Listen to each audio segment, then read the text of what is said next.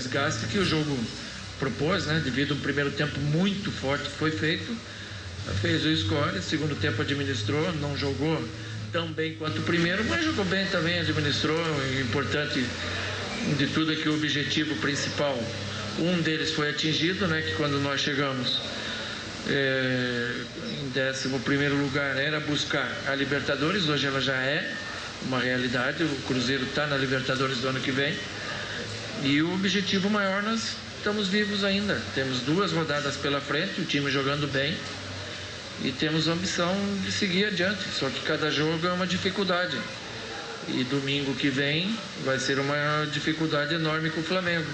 Eu acho que de importante foi o resultado, a maneira com que jogou o primeiro tempo, e que para a gente ser campeão teriam que ocorrer 3 tropeços do Fluminense e do Corinthians. Um já ocorreu. Se ocorrer mais 2 e nós fizermos a nossa parte, que é muito difícil também, quem sabe afinal ainda a gente possa sair campeão. Cuca, falando sobre essa vitória aqui sobre o Vasco, a gente viu o Roger jogando de uma forma que muita gente de fora estranhou até. O Roger muito bem na marcação e aquela eficiência, que aí todos já conhecem, na armação, nos lançamentos. Você pediu ao Roger mais atenção ou pediu ao Roger uma aplicação um pouco maior nesse fundamento da marcação ali, pela ausência até que você teve do Fabrício na partida hoje? Porque nós jogamos com o Tílio solto, com o Wellington Paulista, com o Thiago, com a subida do Henrique.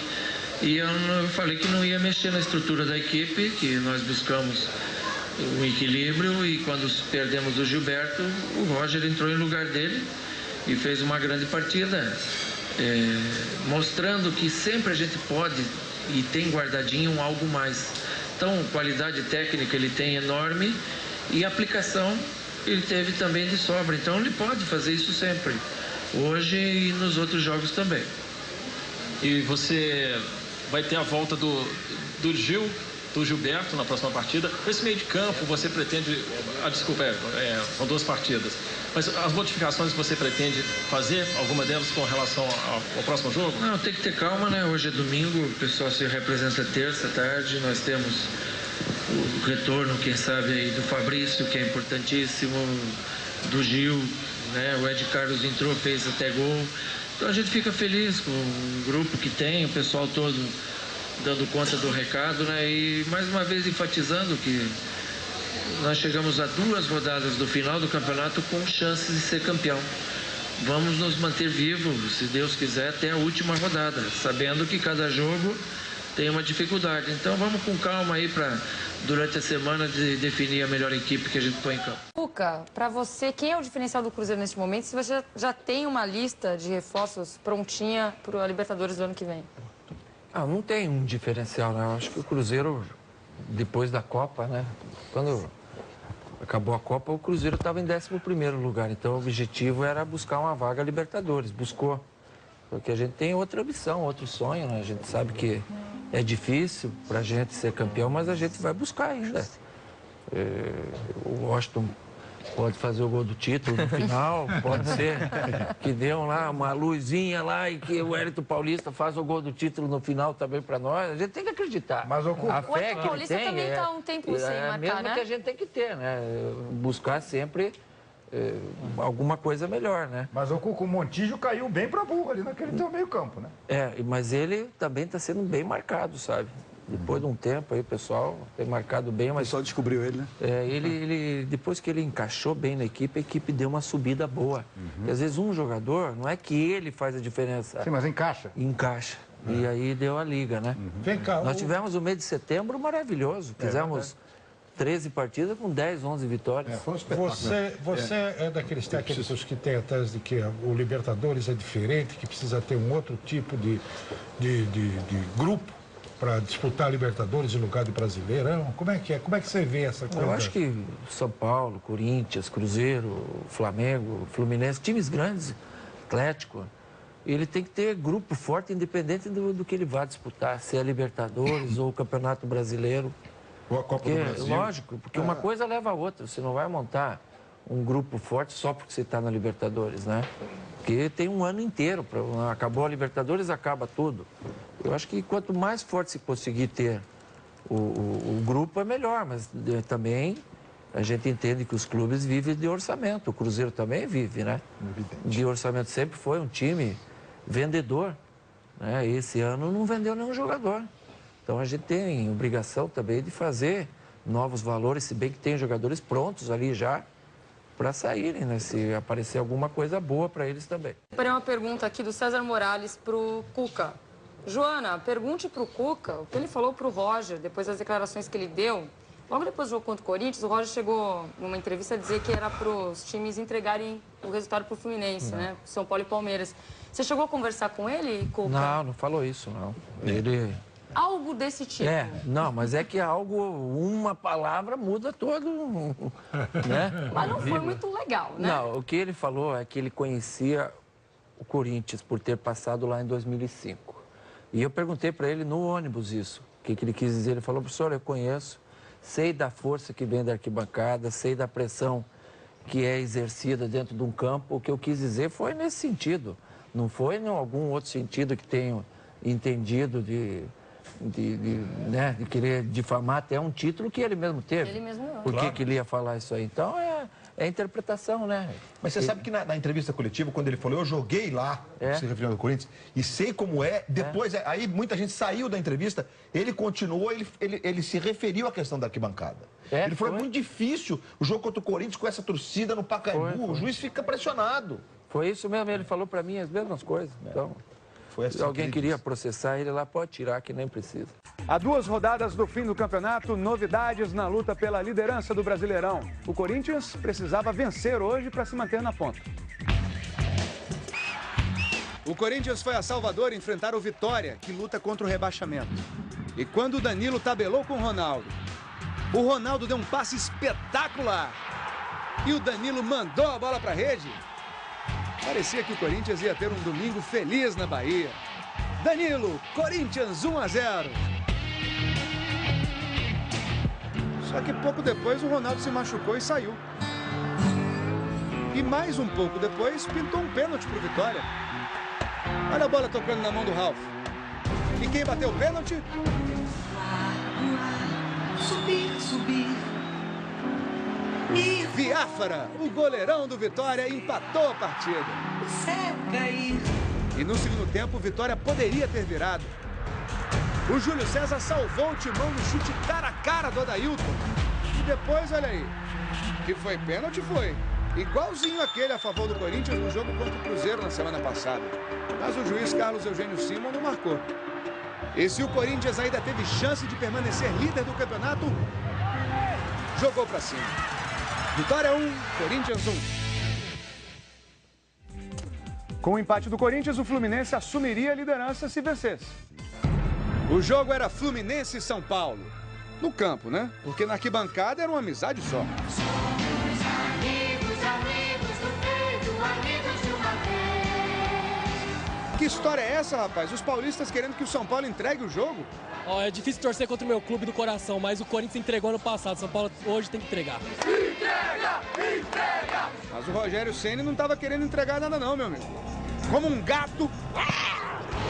O homem fez cada defesa. O Fluminense na pressão, mas o Rogério Ceni fechando o gol. Como um gato. Só que numa dessas defesas incríveis, evitando o gol com a ponta dos dedos, a bola foi para escanteio. E quando o escanteio foi cobrado, nem Rogério Ceni conseguiu impedir a cabeçada do Gum. Gum, Fluminense 1-0. Para felicidade dos torcedores tricolores. Não interessa se eles são do Rio de Janeiro, de São Paulo. Para ficar mais tranquilo, o Fluminense precisava de mais um gol. E no segundo tempo pintou a chance. Do Fred pro Deco. Do Deco para o Washington. Para fazer! Washington, artilheiro de tantos campeonatos. Vivendo um jejum de 13 partidas sem fazer gol. No primeiro tempo já havia tentado algumas vezes. Já tinha perdido oportunidades. Já havia até mandado a bola para a rede, mas o gol foi anulado por impedimento. E de repente, no início do segundo tempo, vem a bola. Deliciosa, saborosa, dominada. O Washington matou, pensou no que fazer e... Washington. Ainda não foi dessa vez. Agora são 14 partidas de jejum. E como tudo que está ruim pode piorar, no lance seguinte o São Paulo foi ao ataque e fez o gol de empate. 1-1. Lucas Gaúcho saiu comemorando, o juiz deu gol para ele. Mas cá entre nós, não conta para ninguém, mas o gol foi contra. Pior, foi gol contra do Gum, o cara que tinha feito o gol do Fluminense. Estaria o Fluminense desperdiçando a chance de ser campeão brasileiro? Neste lance, a história começou a mudar. Xandão fez falta no Fred e foi expulso. Pouco depois, Richarlison fez falta, xingou o juiz e também foi expulso. Aí, meu amigo, com 2 jogadores a mais, ficou fácil pro Fluminense. E quem botou o tricolor carioca na frente do placar? Conca, o herói do Fluminense. Nessa época do ano, o herói do São Paulo também. Conca, Fluminense 2-1. E olha o Conca aí mais uma vez. Rogério Ceni não segurou o chute do Conca e o Fred fez mais um pro Flu. Fred, Fluminense 3-1. E se perguntassem pro torcedor do Fluminense qual seria a chave de ouro para encerrar essa vitória, o que você acha que ele responderia? O herói do time mais uma vez, agora acertando o chutaço de longe. Conca, sempre Conca. Fluminense 4, São Paulo 1. Felicidade total nas arquibancadas de Barueri. Com esses resultados, o Corinthians avançou só um pontinho. O Fluminense arrancou 3, chegou a 65 pontos, ultrapassou o Timão e reassumiu a liderança do campeonato. O Cruzeiro chegou aos 63 pontos e segue na cola. O Cruzeiro ganhou seus 3 pontos vencendo o Vasco. Um belo gol do Roger, um gol do Henrique, um gol do Ed Carlos. O Vasco fez um gol com o Renato Augusto. Cruzeiro 3, Vasco 1. Agora, segundo o matemático Oswald de Souza, as chances de título estão assim. Fluminense, 60%. Corinthians, 34%. E Cruzeiro, 6%. E adivinha quem também estava torcendo contra o Corinthians hoje? Olha aí os palmeirenses vibrando. Isso foi quando eles ficaram sabendo que o Corinthians estava perdendo a liderança do campeonato. Porque o jogo mesmo só interessava ao Atlético Mineiro, que fez um gol com o Diego Souza, outro com o Neto Berola e ganhou mais 3 pontinhos para fugir do rebaixamento. Atlético Mineiro 2, Palmeiras 0. No Rio de Janeiro também tinha faixa contra o próprio time. Queriam que o Internacional entregasse o jogo para o Botafogo, porque o Botafogo está lutando por vaga na Libertadores contra o Grêmio, o arquirrival do Inter. Respeitar o Botafogo e não tem respeito maior do que ganhar o jogo, né? Pois é. Apesar de jogar com um time misto, porque já está pensando no Campeonato Mundial, não tem mais nada a disputar no Brasileirão, o Inter mandou muito bem. O goleiro Muriel, que é o 4º goleiro, fechou o gol. E quem trombou com ele é que se deu mal. E o Inter abriu 2-0 no Botafogo. Um gol do Andrezinho e outro do Rafael Sobis. O Botafogo só conseguiu um golzinho com Antônio Carlos e perdeu. Inter 2, Botafogo 1. Uma derrota para deixar o torcedor botafoguense com muita raiva. Vamos ver como é que ficou aquela turma que está brigando para não cair para a segunda divisão. O Goiás até saiu na frente do Santos com o gol do Hernando, mas o Santos empatou com o Danilo. E aí veio o artilheiro musical. E o Neymar pediu Hoje Tem, do Exalta Samba. Daí, esse é o som para você curtir os 3 gols de Neymar na goleada do Santos por 4-1 sobre o Goiás. Resultado que sacramentou o rebaixamento do Goiás para a segunda divisão. Já o Avaí saiu da zona de rebaixamento. Um gol do Eltinho, 2 do Jefferson e o Avaí venceu o Atlético Goianiense por 3-0. Agora, segundo o matemático Oswald de Souza, o risco de rebaixamento está da seguinte forma. Guarani, 98%. Vitória, 35%. Avaí, 33%. Atlético Goianiense, 31%. Atlético Mineiro, 2%. E Flamengo, 1%.